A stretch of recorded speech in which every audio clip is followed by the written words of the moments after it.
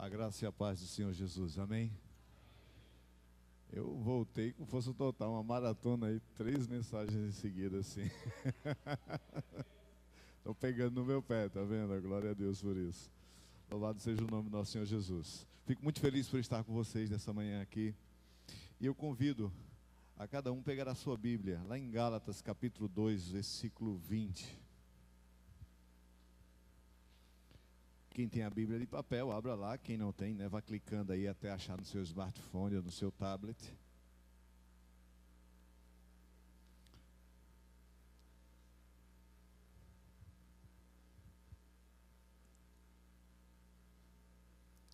Gálatas capítulo 2,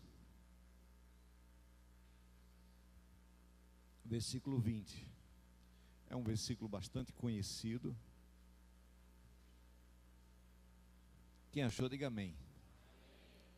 Ok, então vamos lá.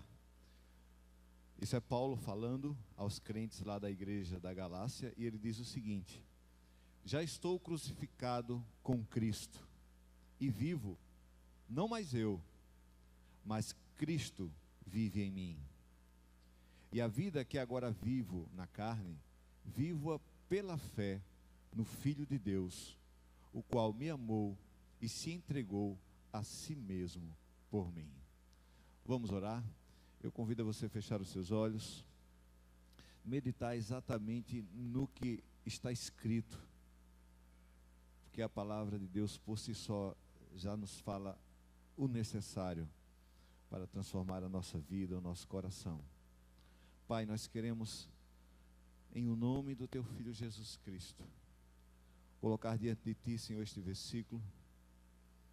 E eu me coloco diante de Ti, para que Tu fales ao meu coração e através do meu coração, a cada uma das pessoas que estão aqui, ouvindo, Senhor, esta palavra nessa manhã.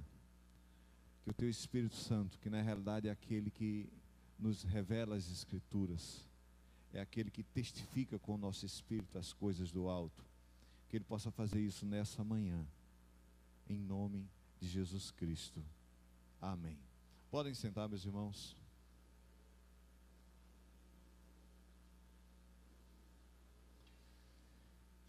Eu não sei se vocês têm essa percepção, mas eu vejo uma coisa que o momento da fé cristã atual, o cristianismo nos dias de hoje, ele vive um paradoxo impressionante. Talvez na época, né, nunca houve na história do cristianismo tanta literatura produzida acerca do assunto de Cristo, das Escrituras. Nunca houve tanto tipo de Bíblia. A gente tem Bíblia para tudo que é tipo, de tudo que é comentário, para tudo que é capa, Bíblias específicas para cada grupo, para mulheres, para homens de negócios, Bíblia para criança, Bíblia ilustrada, né, versões bíblicas as mais diversas possíveis, e ainda se criando novas versões. Mas ao mesmo tempo que a gente vive num mar de tanto conhecimento produzido acerca das Escrituras, a gente parece que vive uma igreja com superficialidade de conhecimento real de Cristo.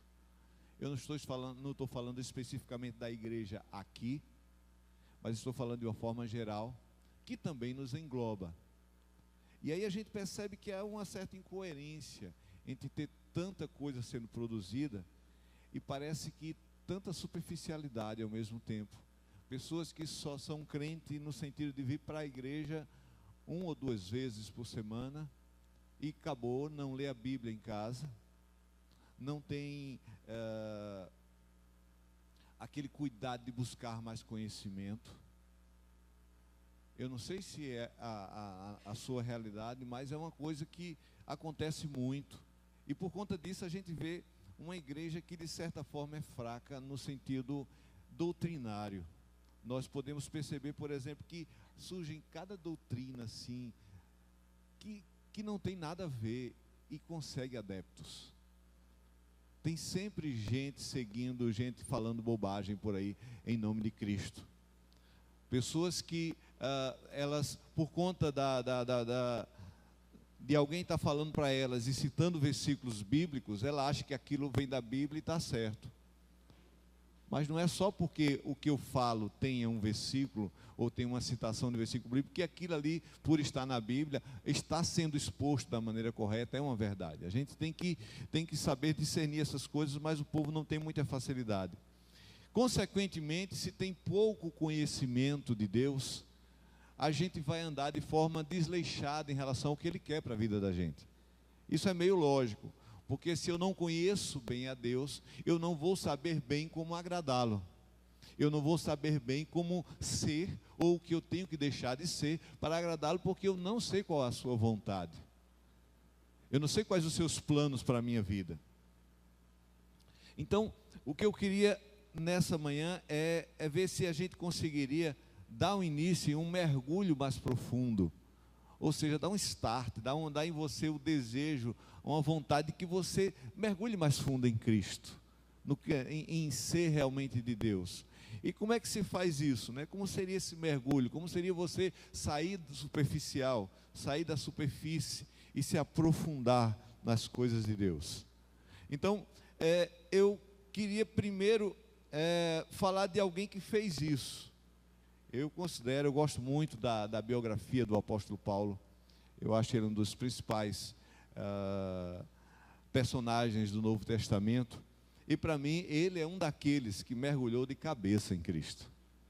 É um daqueles que ele tinha, pela sua história, ele nos mostra um pouco do que seria isso. Como é que eu faço para me aprofundar? O que é que eu faço para sair da superfície? O que é que eu faço para não viver uma vida cristã medíocre ou na média de todo mundo? Eu não quero andar como todo mundo, ou a maioria das pessoas anda. Eu quero andar como Deus quer que eu ande. E como eu faço isso? Então, falar um pouquinho de Paulo, como é que é esse mergulho dele, mas antes eu queria falar exatamente quem era Paulo antes do mergulho. Paulo era um judeu, quanto à sua religiosidade, ele era do grupo dos fariseus, nascido em Tarso, na cidade da Sicília, que hoje corresponde à Turquia, e ele tinha também o status de cidadão romano. Ele era um cara assim de muita influência e possivelmente de uma condição financeira boa. Segundo a Bíblia, sua profissão era fabricar tendas. Provavelmente ele aprendeu com o pai, e era uma profissão que ele poderia exercer em qualquer lugar que ele fosse, Foi criado no sistema judaico muito rigoroso, era descendente da tribo de Benjamim, profundo conhecedor da lei mosaica, ou seja, da lei de Moisés. Ele era extremamente radical, extremamente zeloso com aquilo que ele conhecia e com aquilo que ele cria, que era a fé judia, tá certo? A ponto de que ele se dispôs a pedir uma carta para ir atrás dos cristãos, que ele ainda não tinha se convertido, na intenção de realmente acabar com esse movimento, porque ele acreditava que esse movimento dos discípulos de Jesus Cristo estavam começando a atrapalhar a religião a qual ele defendia, a qual ele acreditava, que era o judaísmo. Ele foi discípulo de um dos rabinos mais famosos daquela época, lá em Atos 22:3 diz que ele foi discípulo de Gamaliel. Então ele era uma pessoa que teve bons mestres e ele tinha um excelente conhecimento. Paulo era aquele tipo de cara que, se a gente não olhar direito, só no que eu falei, alguém poderia dizer: rapaz, eu queria ter um filho assim, eu queria ter um menino assim. Esse menino já é crente demais. E na realidade ele não tinha nem se convertido com tudo isso aí ainda. Ele vivia uma crença, numa religião que na realidade não era a que Deus queria que ele continuasse. E aí nós vemos que no caminho de Damasco, quando ele estava indo a Damasco para capturar cristãos, crentes, pessoas que confessavam a Jesus Cristo, nesse caminho ele tem um encontro pessoal com Jesus Cristo. E é interessante que todo esse fardo religioso de Paulo, todo esse conhecimento bíblico sem conhecer Jesus, fez com que ele achava que estava fazendo a vontade de Deus, ele estava fazendo exatamente o contrário. Vamos pensar, o que é que Paulo tinha na mente quando ele estava a caminho de Damasco? Ele estava querendo prender os que se diziam seguidores de Cristo. Por que ele queria prender os seguidores de Cristo? Porque na realidade ele queria defender Deus. Ele achava que a religião que ele conhecia, a religião do Deus a que ele servia, que é o mesmo Deus e Pai de nosso Senhor Jesus Cristo, mas no sistema judaico, ele achava que ele estava defendendo, ele estava achando que ele iria fazer a vontade de Deus. Veja que coisa interessante. No meio do caminho, ele percebe exatamente o contrário. Que ao invés de ele estar ajudando a Deus, Jesus Cristo diz para ele: Paulo, Paulo, por que me persegues? Ou seja, ao invés de estar fazendo a vontade de Deus, ele estava perseguindo o próprio Deus. Que coisa interessante. Ele achava que fazia a vontade de Deus, mas ele estava perseguindo a Deus. Você não vê nenhuma religião hoje em dia que às vezes tem esse tipo de coisa? Que dizem que estão agindo em nome de Deus, mas parece que estão fazendo exatamente o contrário. É porque falta-lhes Cristo, na realidade. E aí Paulo, no caminho de Damasco, ele se encontra com Cristo, ele se quebranta. E aí, esse homem, nesse encontro, ele sofre uma transformação radical. Eu acho que a conversão de Paulo foi tão profunda e tinha que mudar tanta coisa, que passou 3 dias, ele sem comer nem beber nada, só orando, jejuando, para poder mudar a essência dele, de algo tão profundo que Deus estava plantando ali, e de tanta coisa que ele teria que remover daquela cabeça. Só 3 dias depois é que Paulo recebe a visita de Ananias, e ali ele é batizado e dá continuidade agora à sua fé cristã. Ele começa esse mergulho em Cristo. E olha como é que ele cita, lá em Filipenses 3, capítulo 3, versículo de 4 a 11.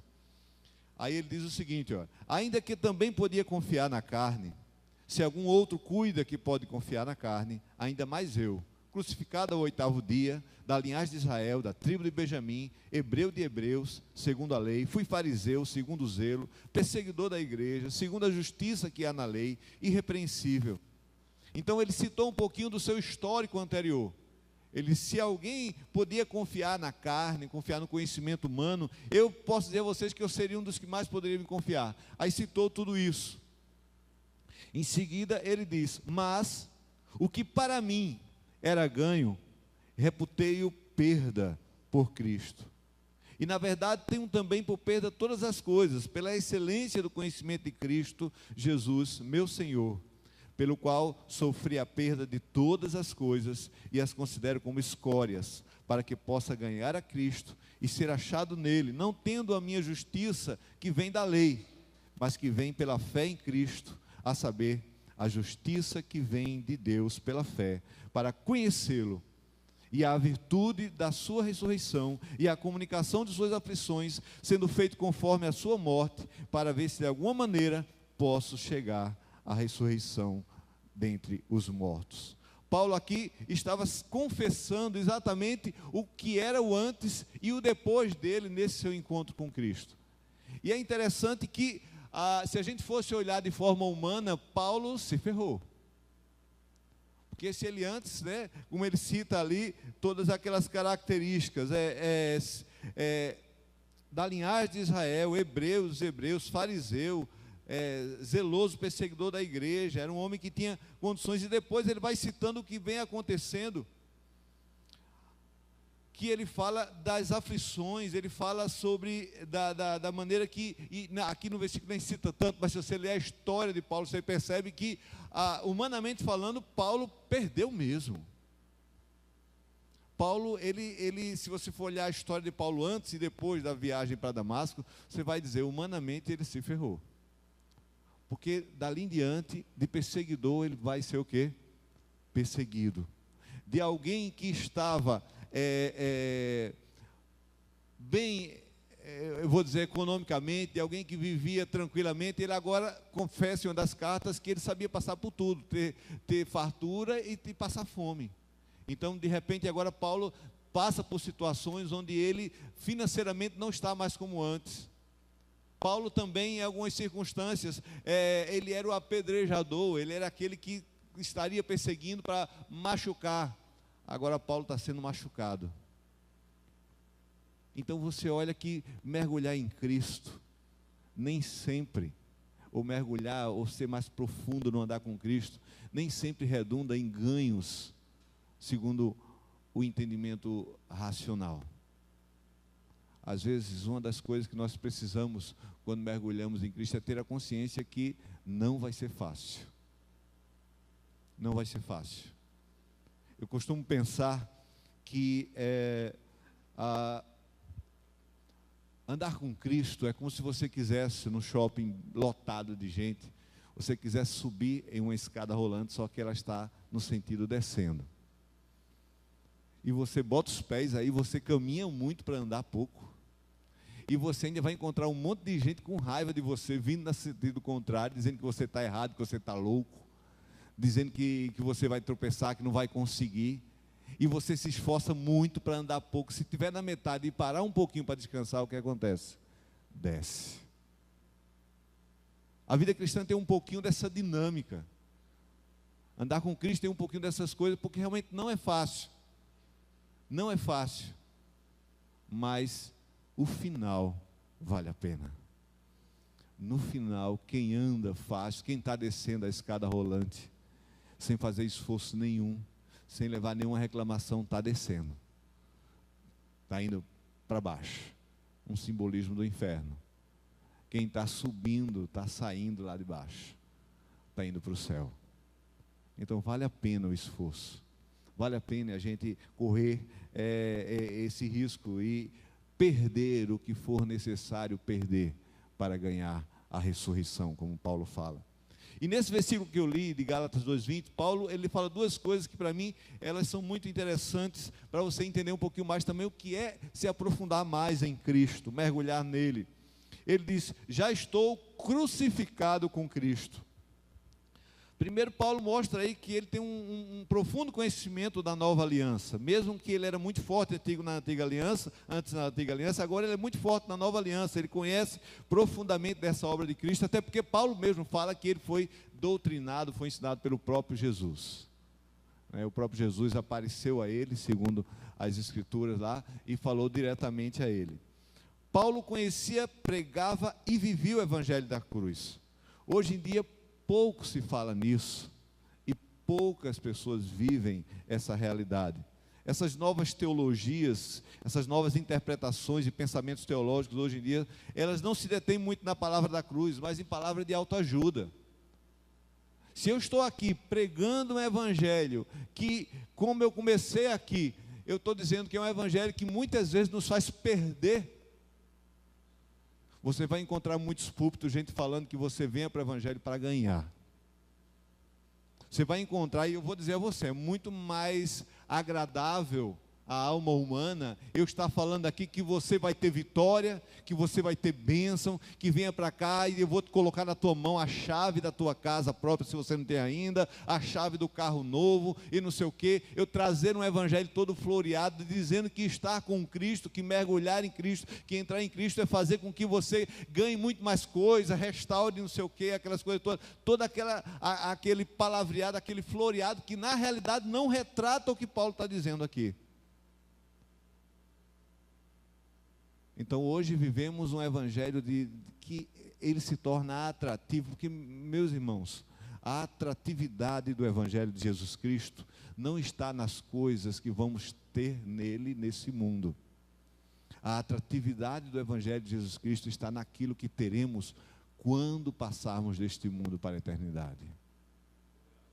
Se nós estamos sendo atraídos por aquilo que alguém está nos prometendo que viveremos nesse mundo, Paulo diz lá em 1 Coríntios 15, somos os mais miseráveis dos homens. E o próprio Paulo escreve em Romanos dizendo, olha, a gente não sofre aqui um bocado, e quando Paulo diz a gente não sofre, ele sofreu mesmo. Ele passou por coisas que nós com certeza não queremos nunca passar, e Paulo disse, olha, mas isso nem se compara, todas essas tribulações, todo esse sofrimento não se compara com o peso da glória que há no porvir. Ou seja, o que deve nos sustentar, o que deve nos guiar, não é o que estamos passando hoje, enquanto estamos nesta carne, neste mundo, mas o que deve nos prender a Cristo, e andar com Ele, independente do que aconteça, é o que nos espera lá na glória. É o destino após a morte. Então, meus irmãos, em nome de Jesus, nós temos hoje a liberdade de ouvir muita coisa. Você vai no YouTube, você tem 200 milhões de pregadores falando cada um do seu jeito. Você vai no Facebook, tem também. Você vai encontrar textos, blogs, sites, onde você vai encontrar muita literatura, muita coisa falando. Mas será que esses estão falando do verdadeiro evangelho? Será que essas novas teologias nos levam a mergulhar em Cristo? Ou nos levam a andar em superficialidade? Mergulhar em Cristo, viver de uma forma não superficial, é viver a palavra da cruz, é ter consciência do seu significado e aplicar essas verdades no seu dia a dia. Se eu perguntasse a você, qual o significado da palavra da cruz para o cristianismo, ou da cruz para o cristianismo? Talvez alguns aqui não tivessem ideia. O que é que significa a cruz? O que é que significa ser crucificado com Cristo em nossa fé cristã? Se eu perguntar a você, meu irmão, minha irmã, você foi crucificado em Cristo? Você vai dizer sim ou não? Sim ou não? Sim, você, tanto quanto Paulo, é de Cristo. Ou pelo menos eu espero que seja. E se você é de Cristo, você foi crucificado, crucificada com Ele. Mas o que é que significa isso? E se nós não entendemos o que significa essa palavra da cruz, nós não iremos vivê-la. Porque não dá para a gente ser aquilo que a gente não conhece. Precisamos entender da palavra da cruz, do que significa cruz, do que significa ser crucificado em Cristo, para que possamos usufruir mais do que essa palavra pode nos trazer. Se nós não conhecemos, nós corremos um risco de não usufruir e de sofrermos bastante, tendo a possibilidade de não sofrer nesse sentido. Eu lembro de uma historinha muito interessante, uma moça que trabalhava como empregada na casa de uma pessoa muito rica, e essa pessoa muito rica lhe deu feito um diplomazinho. Ela achou até bonitinho, não prestou atenção, ela não sabia ler direito, então ela guardou aquilo ali. Um dia ela até resolveu botar numa moldurinha e botou na sala da casa dela. E o empregador dela morreu, e o que acontece? Ela ficou sem trabalho, passou por uma crise violentíssima, sem dinheiro, sem nada, sofrendo bastante, até que recebeu a visita de um amigo, e aí começou a contar suas lamúrias, seus problemas todos. Quando o amigo chegou e olhou, que quadro é esse aí? Aí ela mostrou, não, foi que eu ganhei do meu chefe. Aí quando ele olhou para aquele quadro, ele disse, você sabe o que é isso? Aí ela disse, não, eu achei bonitinho, parecia um diploma, botei aí. Essa é uma apólice do Tesouro Nacional, bem antiga, verdadeira, que vale muito dinheiro. Vejam, a pessoa estava ali, com a solução financeira já, desde que recebeu aquilo ali, sofrendo em crise, com a solução em mãos, mas ela não conseguiu, porque ela não conhecia. Do mesmo jeito nós temos coisas que Deus quer fazer em nossas vidas, nós temos transformações, mudanças, ações que Deus quer impetrar em nosso coração, que talvez, ou com certeza, Ele já até liberou para a gente, já é de nossa posse, mas nós não estamos enxergando, porque nós não conhecemos realmente aquilo que está acontecendo, ou aquilo que Deus preparou para nós. Precisamos buscar esse conhecimento. Precisamos, por exemplo, no caso nós estamos falando, mergulhar em conhecer mais a obra de Cristo, em conhecer tudo isso. Falando um pouquinho sobre cruz, eu não poderia nunca, numa mensagem só, dizer para você exatamente o que é a mensagem da cruz, ou dizer para você exatamente o que é que significa você andar, ser crucificado em Cristo, porque não é uma coisa que se fala em pouco tempo, mas eu quero despertar você, para você começar a buscar esse conhecimento. A cruz traz o sentido de morte, de pagamento de dívida, de pecado, em que o nosso caso foi efetivado por Cristo. A cruz revela a justificação pela fé, essa mesma justificação que Paulo defendeu tão bem em Romanos. Sabe o que a cruz deixa bem claro para a gente? Que toda a ação de salvação de Deus não tem mérito nenhum nosso, vem toda de Deus, através da obra que Ele fez através de Jesus Cristo. Então você vai, quando você olha para a cruz, quando você lembra da cruz, você vai lembrar primeiro de que foi Deus que fez tudo. E aí, para que orgulho? Para que orgulho gospel? Por que você se achar melhor do que o outro? Por que você se achar que você, por já estar salvo, por ter conhecimento da palavra de salvação, você olha para uma pessoa que não está e que vive uma vida desregrada e você fica se sentindo melhor? Você não tem razão para isso. Porque tudo que você é hoje em Cristo, segundo a palavra da cruz, foi por conta do que Ele fez naquela cruz. Você não tem mérito nenhum. Você não tem nada em que possa dizer, não fui eu que fiz. Essa obra elimina toda e qualquer pretensão do homem achar que a sua salvação vem por mérito pessoal, por obediência a regras religiosas. Nós somos salvos exclusivamente pela obra de redenção de Jesus Cristo realizada na cruz. E aí você também vai descobrir, já que foi Ele que fez, então eu sou um crente bom porque eu faço tudo certinho. Não. Você não é um crente bom porque faz tudo certinho, você nem é crente bom. Você é crente salvo pela graça e misericórdia de Deus. Bom é Deus. Nós andamos por misericórdia e graça o tempo todo, reconhecendo, olhando para a cruz isso. Paulo afirma isso que ele diz que também não tem de se vangloriar, a não ser na cruz, quando ele fala lá em Gálatas 6,14, ele diz o seguinte: mas longe esteja de mim gloriar-me, a não ser na cruz do nosso Senhor Jesus Cristo, pela qual o mundo está crucificado para mim e eu para o mundo. Vejam que interessante, ele primeiro diz que não se gloria porque a glória está em Cristo.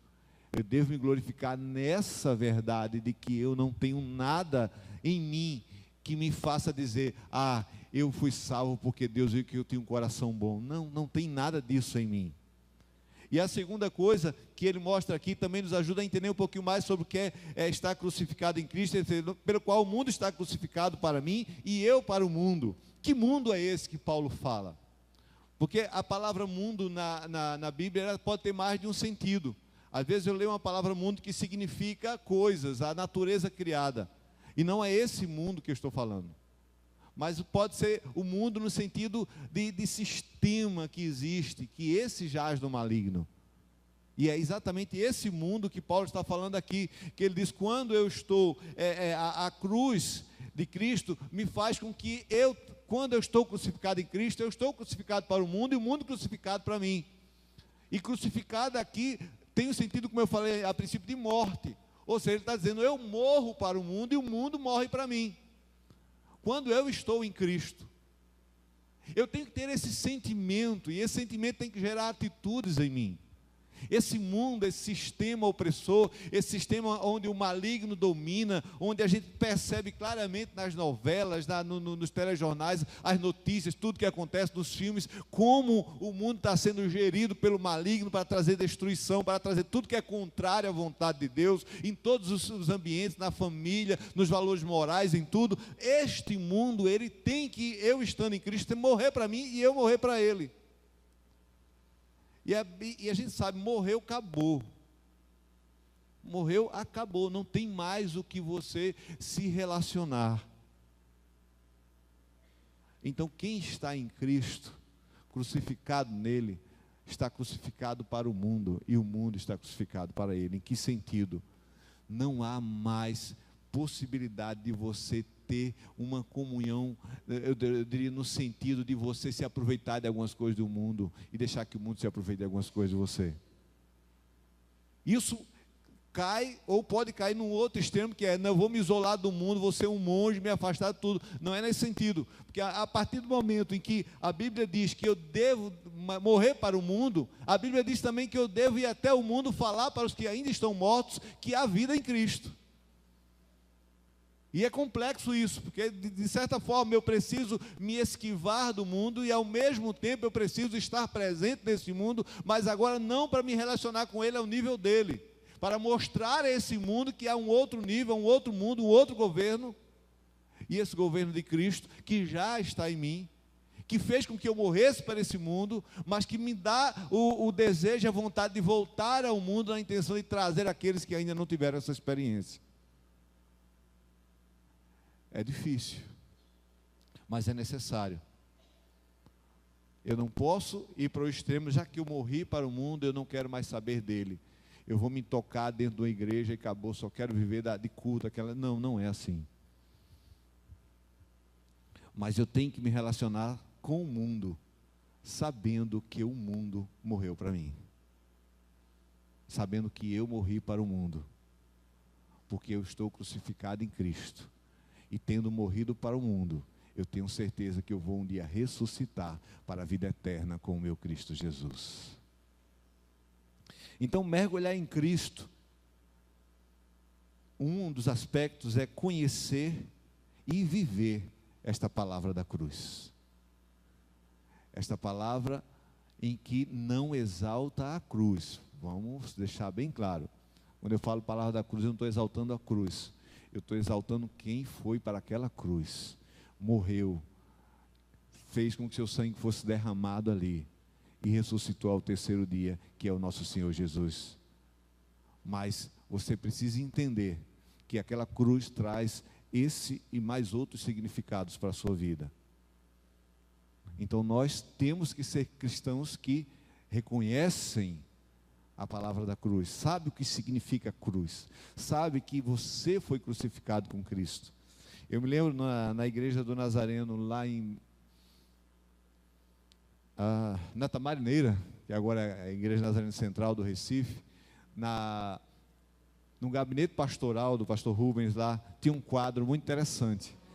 Era uma cruz de madeira assim pintada, uma palavra eu, no centro da cruz, e um prego assim encravando, alguns pregos encravando o nome eu na cruz. E é muito interessante, porque esse quadro ele está dizendo assim: eu estou crucificando o meu eu, tá certo? Aí quando você mata, quando você crucifica o seu eu na cruz junto com Cristo, aí o que é que acontece em seguida? Paulo continua no versículo dizendo: e vivo, não mais eu, mas Cristo vive em mim. E a vida que agora vivo na carne, vivo-a pela fé no Filho de Deus. Então, quando nós confessamos que fomos crucificados com Ele, estamos revelando outra verdade. Morremos para o mundo, mas morreu também o nosso ego. É interessante que o cristianismo, ele é totalmente contrário ao egoísmo. Existem duas coisas que são antagônicas. O egoísmo, ou o egocentrismo, ou a vida onde o ego é exaltado, com o cristianismo. Isso Jesus deixou claro nas primeiras palavras que ele deu. Eu lembro que, eu não estou lembrado qual a passagem, mas tem um momento que tem muita gente seguindo a Cristo, muita gente acompanhando. Aí Jesus dá uma viradinha assim e diz assim: quem quer continuar me seguindo? Claro que eu estou parafraseando aqui, né? Quem quer continuar me seguindo? Certamente todo mundo lá, eu, né? Vendo os milagres, tudo que aconteceu, as palavras de poder. Aí ele só tem alguns pré-requisitos. Primeira coisa, negue-se a si mesmo. Segunda coisa, pegue a sua cruz, tome a sua cruz. E terceira, venha após mim. Então, o primeiro pré-requisito de Jesus Cristo, para que alguém seja discípulo dele, é negar-se a si mesmo. Por quê? Porque isso é lógico. Cada um de nós temos como o Senhor da nossa vida quem? O nosso ego. Eu me lembro que há muitos anos eu preguei uma mensagem aqui chamada o reino do... Há muitos anos, será muito tempo, né? O reino do eu. Não é do eu de doer, não. É do eu, do ego. Porque se no reino de Deus prevalece uma vontade só, que é a vontade de Deus, no reino de Satanás também é a vontade dele, que é roubar, matar e destruir. E no reino dos homens, qual é a vontade que prevalece? Hoje estima-se que existem 7 bilhões de vontades querendo prevalecer uma sobre a outra. Porque cada um de nós quer que a nossa vontade se estabeleça sobre as outras. E o convite do cristianismo é muito claro e ao mesmo tempo muito profundo e muito difícil. Quer ser discípulo de Jesus? Negue-se a si mesmo. Crucifique o seu eu. Saia do primeiro lugar da sua vida. Abra mão da direção que você dá para a sua vida. Deixe Jesus entrar, não como alguém que vai estar do teu lado, mas como ele disse no peneirão ali, alguém que vai à sua frente. Eu costumo pensar que quando a gente encontra com Cristo na nossa caminhada, vamos imaginar que seria alguém que está com seu carro. Imagine que o seu carro é a sua vida, né? A caminhada da sua vida, uma estrada muito esburacada, uma estrada que você não conhece bem nada do que tem lá na frente, e você está lá caminhando. Seu carro já caiu em vários buracos, já quebrou muita coisa, está lá sem muita certeza de para onde vai. E aí Jesus Cristo aparece no meio do caminho. Quando você percebe que Jesus chega e aparece, você para o carro e diz: Jesus, você quer uma carona? Você quer o quê? Jesus disse: olha, eu conheço totalmente essa estrada aí. Posso te dizer exatamente para onde você deve ir, qual o atalho que não deve pegar. E no final, que aquela bifurca, eu sei dizer qual é a estrada que vai para o lugar certo. Aí o que é que o cara disse? Beleza, Jesus, entra aqui no meu carro, senta aí. Aí Jesus disse: não, sentar aí não. Eu não vou no banco de carona na sua vida. Ou eu vou dirigindo, ou eu não vou. Isso é negar-se a si mesmo. Porque tem gente que quer que Jesus vá lá, dando pitaco para ele. Ele é quem assume, ele quem dirige, ele quem vai para a esquerda ou para a direita. Jesus vai apenas orientar quando ele achar que está perdido, quando ele achar que aquela estrada está soando estranho. Mas na realidade o que Jesus quer é assumir o volante da nossa existência. Assumir a direção do que somos e para onde vamos. Nós ficaremos do lado dele ali quietinho, ouvindo. Às vezes a gente vê uma estrada bonita e Jesus entra por uma feia, e você vai dizer: Jesus, a outra era melhor. Aí ele diz: cala a boca que tu não sabes do que tem lá na frente. A estrada que eu pego hoje tu não sabes, mas saberás depois o que vai acontecer. Mas é mesmo assim. Então, crucificar o eu traz esse negar-se a si mesmo. E quando eu crucifico o meu eu, a minha vontade, a minha autonomia, eu não posso deixar o meu trono vazio, o trono do meu coração vazio. Ou seja, se eu saio do centro, se eu crucifico, se eu mato o meu eu na cruz, no lugar do meu eu, quem vai ficar? Cristo. Então por isso que ele diz: não mais vivo eu. Ou seja, não sou eu que estou dando ordem à minha existência. Quem é agora? Mas Cristo vive em mim. A partir do momento em que eu consigo viver essa dinâmica de eu viver a minha vida sem ser eu que viva, de eu conseguir existir de uma forma que eu sou eu, mas tem um outro que está acima do meu eu, dentro de mim, me direcionando, aí eu posso dizer com Paulo: não mais vivo eu, mas Cristo vive em mim. E a vida que vivo pela fé no Filho de Deus. Apesar de eu viver ainda no mesmo corpo, na mesma essência material que é a minha carne, na mesma essência espiritual, o homem interior meu, ele deve viver sob o domínio de Jesus Cristo. Isso é mergulhar em Cristo. Isso é você ter consciência de que você não está andando na superficialidade. E aí é nesse contexto aqui onde tem Cristo, que está em mim através do Santo Espírito, porque a Bíblia diz que quando nós nos convertemos, o Espírito passa a habitar em nós, e é através do Espírito que ele traz esse domínio, ou não, dependendo de nossa disposição, a nossa disponibilidade em deixá-lo agir em nós. Por isso que a gente busca ser cheio do Espírito, porque quanto mais cheio do Espírito, mais o Espírito tem condições de nos moldar.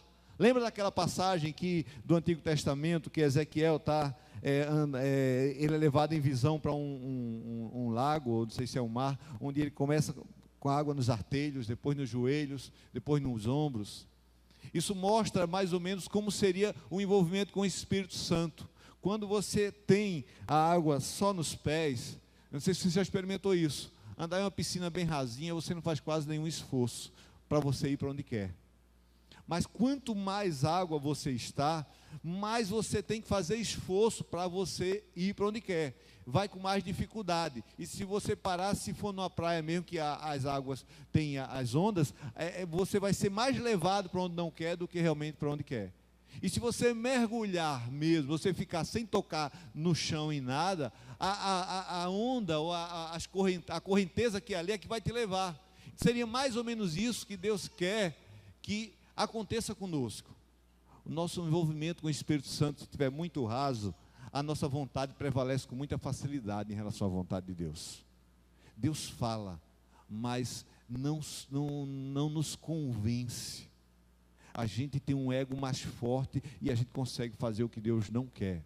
Mas à medida que a gente vai se enchendo do Espírito, que a gente vai buscando, que a gente vai se consagrando, vai mergulhando em Cristo, chega um momento em que você ainda tem sua vontade, mas agora as ondas ou as águas do Espírito te levarão para onde Ele quer.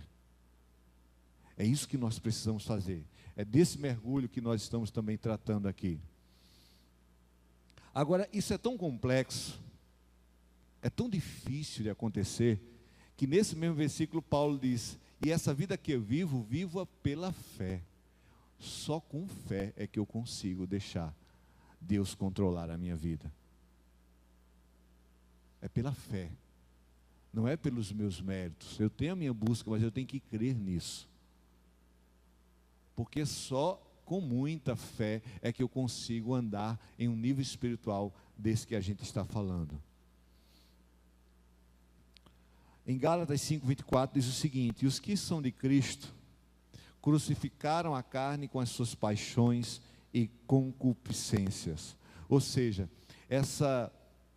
esse fato de você não viver mais, viver Cristo em você, de você crucificar o seu eu, significa crucificar as suas paixões, crucificar as suas concupiscências, seus erros. É você conseguir colocar diante de Deus aquele que eu costumo pensar da seguinte forma: quando nós nos entregamos para Cristo, que houve uma verdadeira conversão, Deus entrou em nós através do Espírito Santo e instalou em nós a natureza divina, que está lá em 1 Pedro que fala. Então nós somos participantes da natureza divina, porque temos o Espírito Santo dentro de Deus dentro de nós, agora querendo nos guiar. Mas o grande problema é que Deus instalou a nova natureza, mas a antiga não saiu. Deus instalou aquilo que nos faz fazer a vontade dEle, mas aquilo que nos faz fazer a nossa vontade continua lá dentro. E é aquela briga que Paulo fala lá em Gálatas, no capítulo 5, o Espírito milita contra a carne contra o Espírito, porque eu tenho agora duas naturezas, uma divina e uma humana. Essa natureza humana só vai cessar na minha glorificação, quando eu estiver com Cristo. Mas enquanto há essa briga, há confusão. Que confusão? Há momentos em que você fica em lutas, em questionamentos, em dúvidas. Você quer uma coisa, como Paulo diz em Romanos 7, uma coisa você quer, sua mente deseja uma coisa, seu corpo faz outra, aquela luta toda, aquela batalha toda. Então há esses conflitos. Às vezes tem pessoas que dizem: pastor, eu queria muito que cessasse esses conflitos que eu tenho na minha nova natureza com a antiga. Eu digo: irmão, venha para cá, eu oro para que Deus lhe leve. Cessa tudo na hora. É a única maneira. E pastor, e para manter-se vivo e não ter conflito, o que é que precisa? Deixe Jesus. Fique só com a velha natureza, porque aí a velha natureza não vai te dar conflito nenhum.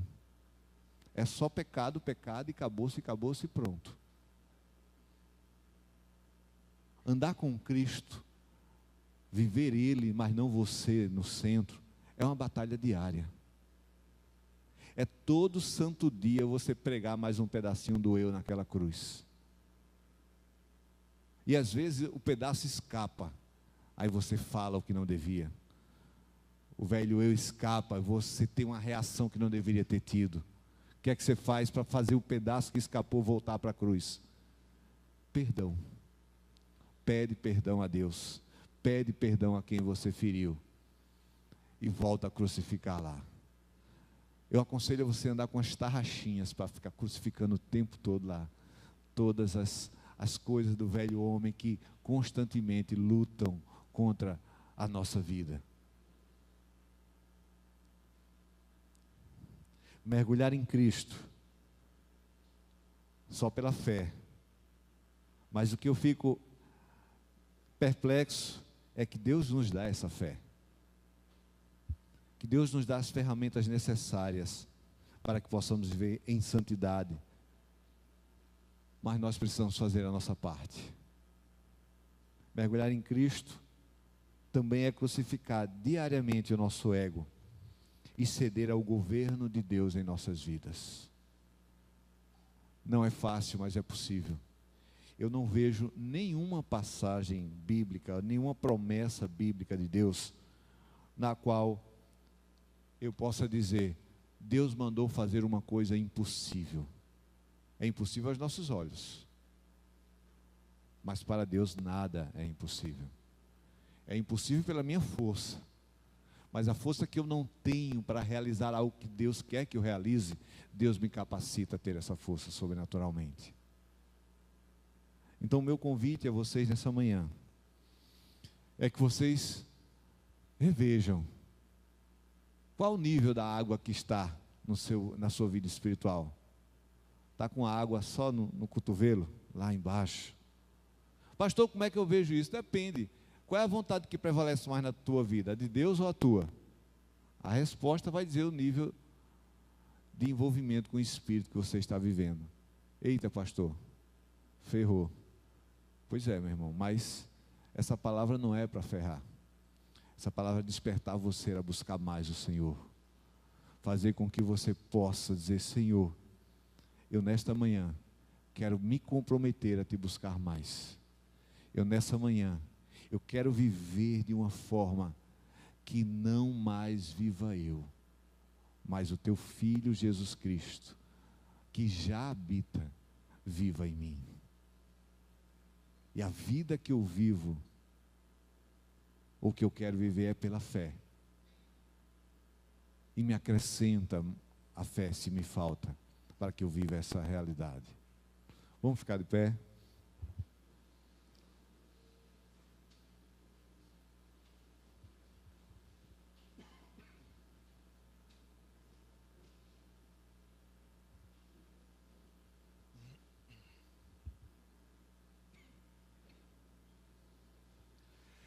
Eu queria convidar você a fechar os seus olhos e no seu lugar mesmo aí, você fizesse seu altar de consagração a Deus. Reflita sobre isso. Você tem andado mergulhando cada vez mais profundo em Cristo, no Evangelho, na vontade de Deus? Ou você tem vivido a superficialidade? Ou você tem feito apenas alguns mergulhos de apneia, que a gente chama, que passa alguns minutinhos lá por baixo, depois sobe? Eu queria convidar você a ser sincero nessa sua interpretação. Ser sincera. E se você percebe que há uma necessidade de se aprofundar mais, peça a Deus isso nessa manhã. Eu acabei de falar aqui que Ele nos dá todas as ferramentas necessárias para que possamos viver mergulhando o tempo todo em Cristo. Vamos orar então. Pai bendito, é no nome do Teu Filho Jesus Cristo que eu faço essa oração agora, Senhor. Ciente de que eu mesmo não tenho um poder para transformar nada nem ninguém, nem a minha própria vida, Senhor.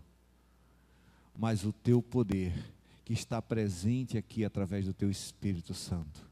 Ele pode transformar a nossa vida, a nossa visão, nosso entendimento. A Tua palavra diz, Senhor, que vem de Ti tanto querer quanto efetuar. Então, Pai, em nome de Jesus, gera agora o querer, ou seja, o desejo, a vontade, no coração de todos os que estão aqui nesta igreja, de Te buscar mais, de se aprofundar mais no conhecimento e na vivência de andar contigo, Pai. Mas além de gerar o querer, gera também o efetuar, ou seja, a ação, a atitude, para que possamos iniciar hoje, Senhor, uma caminhada em direção a um relacionamento mais íntimo e mais profundo contigo. É assim que nós te pedimos, Senhor. Nós não estamos nessa manhã te pedindo carro, casa, bens, saúde. Essas coisas, se tu quiseres, nos acrescentarás no tempo certo. Nós estamos buscando o teu reino e a tua justiça.